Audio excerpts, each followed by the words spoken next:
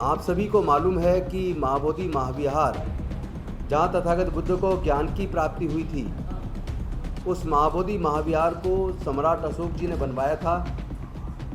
लेकिन उसके बाद उसको मिट्टी के नीचे वो दबाया जा चुका था और अलेक्जेंडर कनिंघम एक अंग्रेज़ ने उसको खोज निकाला और उसके बाद श्रीलंका से अनागरिक धम्मपाला जी बौद्ध गया गए और उन्होंने देखा कि महाबोधि महाविहार में कुछ पंडे लोग ऐसे धार्मिक आयोजन कर रहे हैं जिसका तथागत बुद्ध ने हमेशा से जिस अंधविश्वास पाखंडवाद का विरोध करके एक वैज्ञानिक दृष्टिकोण पूरी दुनिया को दिया, तो उस कृत्य को देखकर उसका विरोध अनागरिक धम्मपाला जी ने किया अपने कुछ साथियों के साथ। लेकिन गुंडों ने उनके ऊपर हमला कर दिया और उसके बाद उसमें उनके खिलाफ मुकदमा दर्ज हुआ, उनको डिस्ट्रिक्ट मजिस्ट्रेट के यहाँ से सज़ा हुई।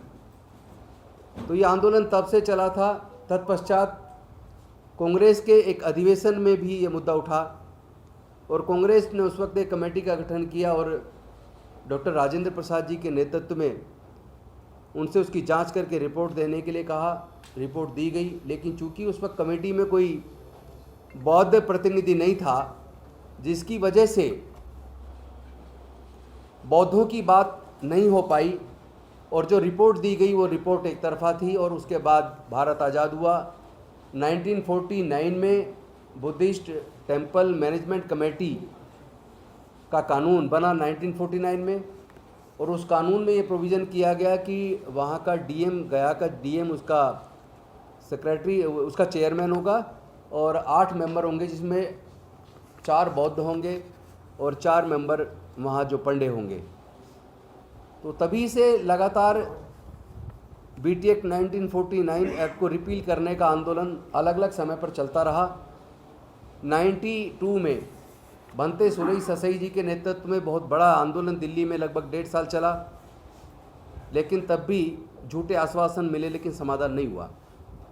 पिछले लगभग 2 साल पहले ऑल इंडिया बुद्धिस्ट फोरम और तमाम बौद्ध संगठनों ने मिलकर, मिशन जय भीम और अन्य संगठन सब ने मिलकर अल्पसंख्यक आयोग से मुलाकात की। मुलाकात करने के बाद इस समस्या का समाधान करवाने के लिए रिक्वेस्ट किया और उन्होंने आश्वासन दिया कि बिहार सरकार से बात की जाएगी। और वहाँ भी हमारे प्रतिनिधियों को बुलाया, जिसमें आकाश लामा जी भी गए और कुछ और हमारी साथी गए, लेकिन कोई समाधान नहीं हुआ। फिर सितंबर में बहुत बड़ी एक सभा और उसको फिर रैली, शांति मार्च करके बिहार सरकार को ज्ञापन दिया गया, जिसमें लामा जी और तमाम बौद्ध भिक्षु और हम मिशन जय भीम के भी पदाधिकारी, the Buddhist society of India के भी कुछ साथी, सब लोग मिलके सबने वहाँ प्रदर्शन किया, ज्ञापन दिया, लेकिन आश्वासन ही मिला, लेकिन रिजल्ट नहीं आया। उसके बाद 12 फरवरी से लगातार ऑल इंडिया बुद्धिस्ट फोरम और तमाम बहुजन संगठन, अम्बेडकरवादी संगठन, तथागत बुद्ध से जुड़े संगठन, सब ने मिल के महाबोधि महाविहार में आंदोलन शुरू किया। और सबको पता है कि लगभग 15 दिन के बाद जिस तरीके से धोखे से बल प्रयोग करके गया के प्रशासन ने बौद्ध भिक्षुओं को वहाँ से जबरन उठाया, ये कह के कि आपका इलाज कराना है, और जाके अस्पताल में पटक दिया और वहाँ से हमारे लोगों को हटा दिया बलपूर्वक धोखे से। और करीब 2 किलोमीटर दूरी पर एक स्थान दिया जहाँ पे कूड़ा करकट था, सांप बिच्छू थे, कि आप वहाँ बैठ जाइए। लेकिन हमारे बौद्ध धर्म के मानने वाले लोगों ने अपनी मेहनत से उस जगह को साफ़ सुथरा किया, बैठने लायक बनाया, और वहाँ कंटिन्यूअस आंदोलन आज भी चल रहा है। 70 दिन से ज़्यादा हो गए।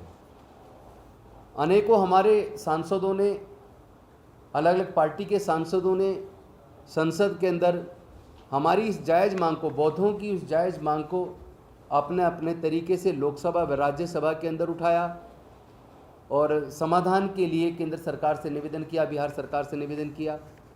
उधर बिहार की विधानसभा के अंदर हमारे एमएलए, हमारे साथी सतीश दास जी और कुछ और अन्य साथियों ने मिलके वहाँ पर भी उठाया। कुछ हमारे साथी विधायकों ने महाराष्ट्र की असेंबली के अंदर उठाया और धीरे धीरे पूरे देश के अंदर ही नहीं बल्कि दुनिया के अलग अलग देशों में, अमेरिका में, ऑस्ट्रेलिया में, कनाडा में, इंग्लैंड में, फ्रांस में, जर्मनी में, अनेकों देशों में ये मांग उठी अम्बेडकरवादियों से और बौद्ध लोगों से कि महाबोधि महाविहार को बौद्धों के सुपुर्द इमीडिएट कर देना चाहिए, बीटी एक्ट 1949 एक्ट को रिपील कर देना चाहिए।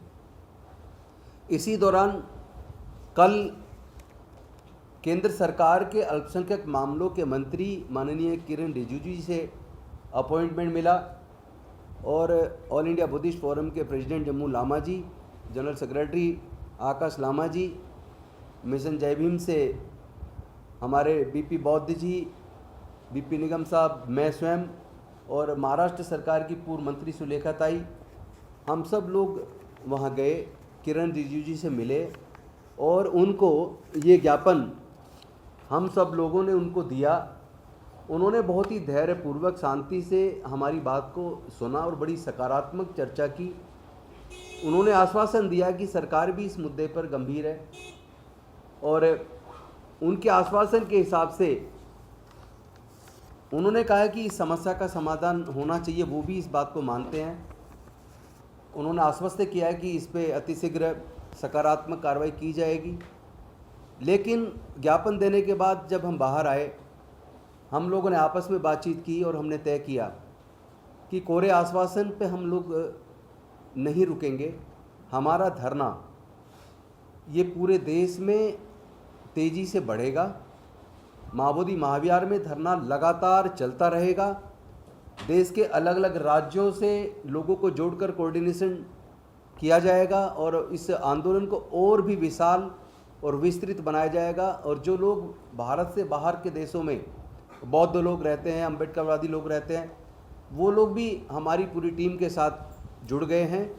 पूरे देश के अंदर जितने बौद्ध संगठन हैं, अम्बेडकरवादी संगठन हैं, वो तमाम लोग भी जुड़ गए हैं। और जितने हमारे बहुजन समाज के अम्बेडकरवादी सांसद और विधायक हैं, उनमें भी काफ़ी सकारात्मक सोच डेवलप हुई है, वो लोग भी संपर्क में हैं।